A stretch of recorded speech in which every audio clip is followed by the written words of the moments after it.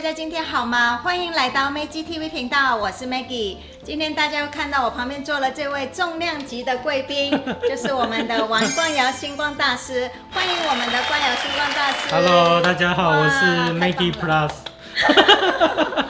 哇，太棒了！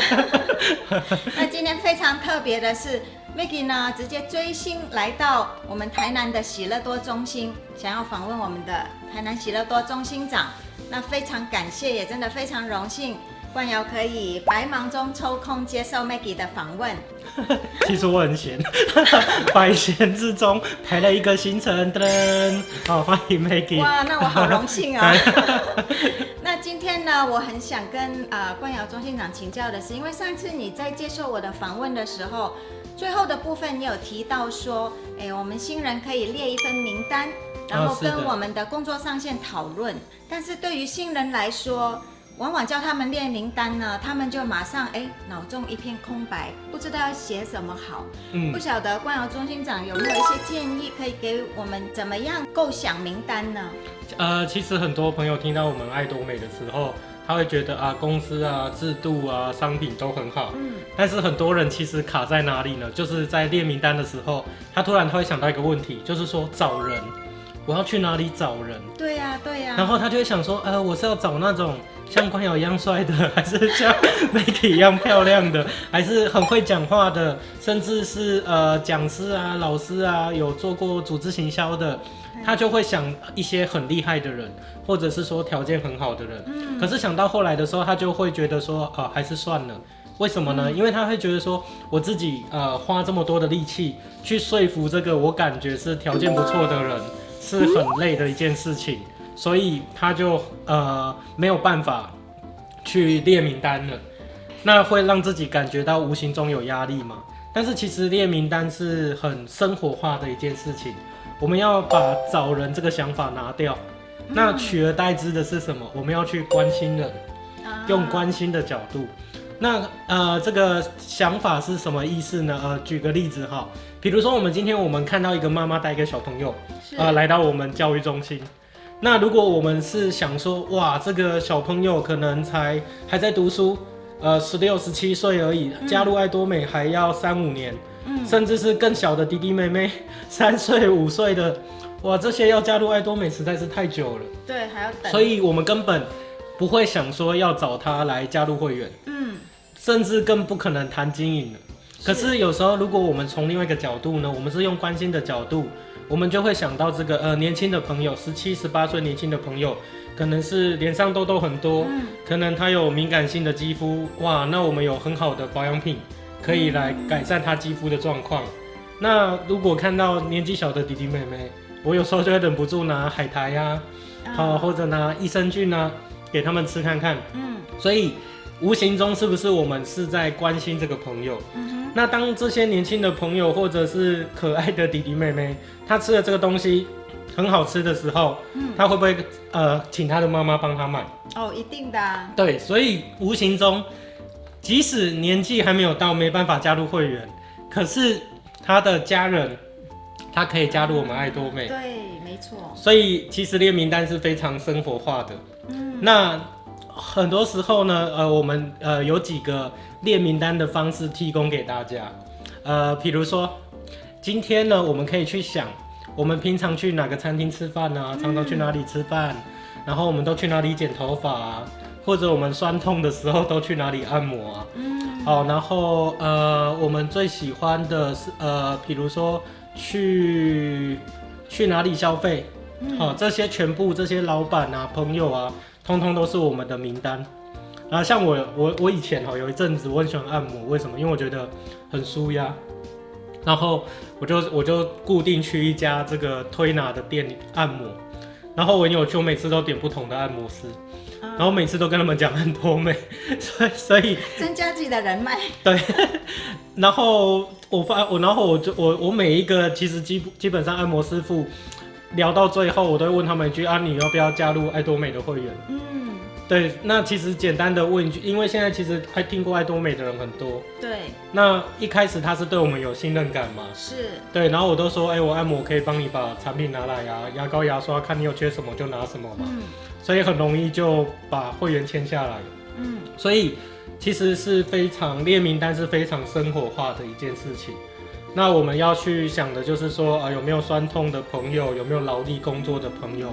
比如说我问 Maggie 如果你的朋友里面呢有工作常常是那个专柜小姐，然后她一天上班要8个小时、12个小时都是站着的，那她如果常常酸痛，你会想到什么样的产品可以辅助她呢？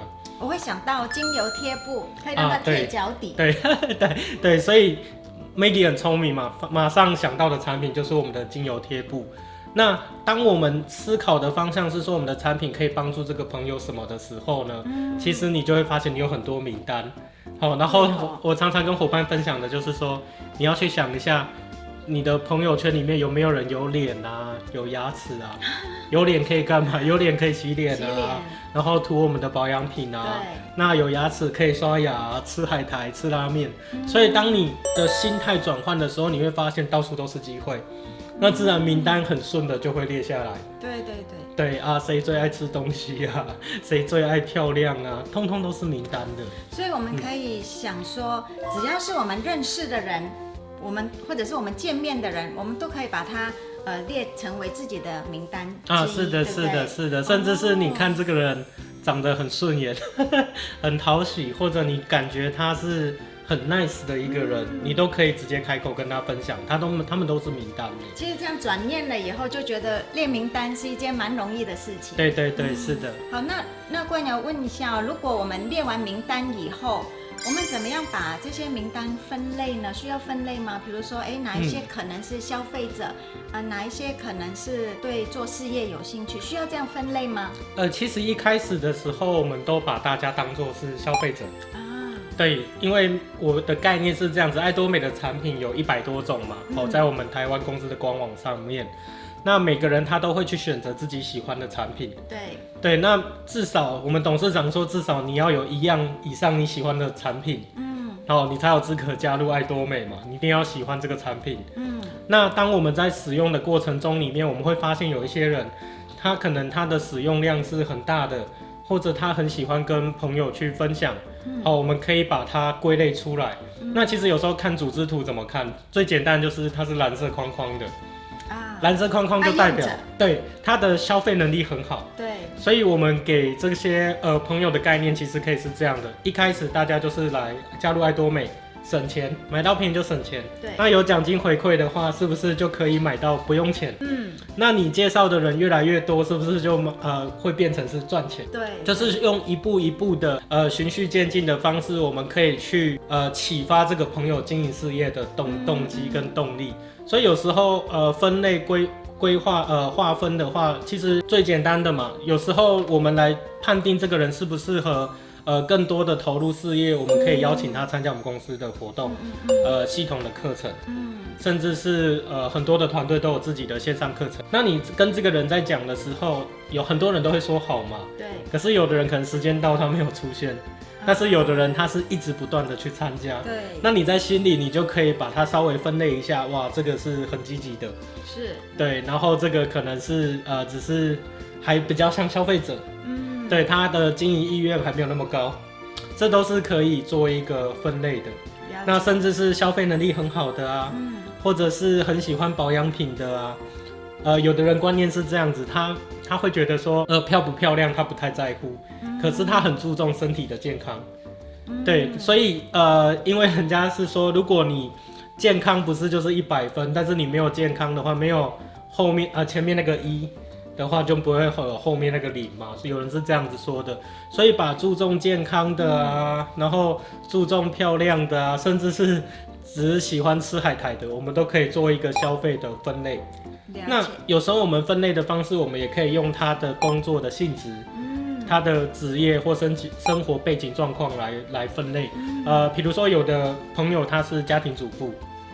就是妈妈在家要带小朋友的，对，那自然她比较有空的时间就是在下午，就是送小朋友上学完之后，下午这个时段，但是晚上的时候必须要回到家里嘛，就是陪小孩写功课啊，或者是去做一些做饭啊、做家务这些的，所以他的空档时间就是在下午。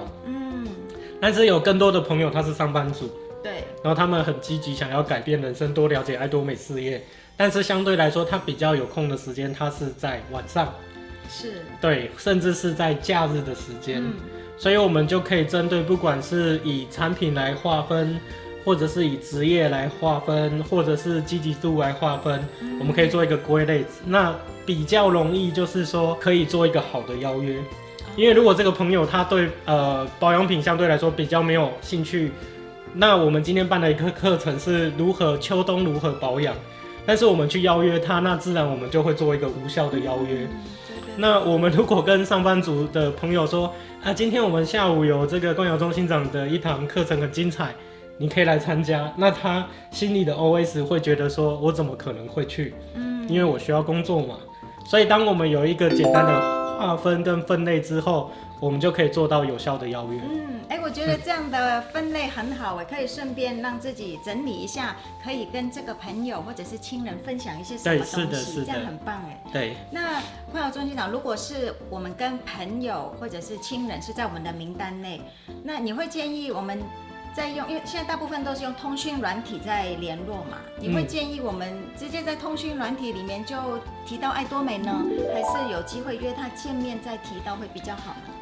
其实有时候朋友的类型很多种，我觉得有时候如果说我们跟这个朋友很久没有见面或联络，如果我们马上讲一句说哇你有没有听过爱多美，或者我想邀请你干嘛干嘛做什么样的事，参加什么样的聚会，一般人排斥感是比较高的，因为他会觉得说哇平常不找我，结果找我的时候是要来找我买东西或者找我来经营事业，这样子会不会有点太利益或者太现实，所以感觉马上就不好。对，所以一开始可能要温暖一下，人际关系，然后找回以前的感觉。所以相对来说，还是先热络一下，比如说吃个饭啊，或者聊个天，把以前那种感觉拉回来，然后再慢慢的带入爱多美，因为人在聊天的时候很容易问近况嘛。对，你最近过得好不好啊？对，在做什么啊？这个都是什么？对，那这时候再带入爱多美是比较适合。那如果我们见面的时候，朋友都没有主动提，那我们可以怎么样把话题带入爱多美呢？我们就说你有刷牙吗？这个问题应该大家都会说有。其实我觉得有时候越轻松越好。就自然的，对，很多时候我们心里都会有一个想法跟 OS， 就是我到底要怎么跟他讲，然后有没有什么样的话术或方法，是比较 OK 的，但是我觉得最简单的方式就是做自己，轻松一点，对，比如说我跟我大学很好的朋友，我有时候会跟他开玩笑说，女朋友还一样吗？或者你们还在一起吗？就是很像那种学生时代里面大家互相开玩笑的时候的讲话，那种轻松自在的感觉。所以就像我刚刚讲的，你有你常常酸痛吗？或我现在在卖贴布，你就跟我买一盒吧。反而有时候越简单的讲法的时候，对方越容易接受。像我朋友他是在渔会卖乌鱼子的，他也是很直接的跟我讲，他就说大哥帮忙一下，就是我们现在要业绩，然后你过年的时候有没有要送乌鱼子？那一样的意思啊，我现在在卖海苔的，我可以跟我朋友说我需要业绩，你就订个几盒吧，便宜又好吃，拿去送朋友，那是不是很简单的就分享爱多美了？所以其实就做回自己，不要想太复杂。对，是这样子的。对，往往很多新人朋友在跟朋友谈到爱多美的时候，就突然把自己带入成为推销员对，然后就想得很复杂了，对，就不会就不像自己了，对，所以这个建议很好，就是自然的做回自己，然后也就自然的提问，也用开玩笑的方式来跟朋友沟通分享，这样今天真的学到好多好棒的秘籍哦，谢谢光瑶中心长接受我的访问。我相信大家也获益良多。那喜欢我的影片，如果影片对你有帮助的话，帮我按个赞和分享给你朋友看吧。最重要的是要订阅我的频道，还有点开旁边的小铃铛。祝大家有美好的一天，早日完成心中所有的梦想。我们下次再见喽，拜拜，拜拜。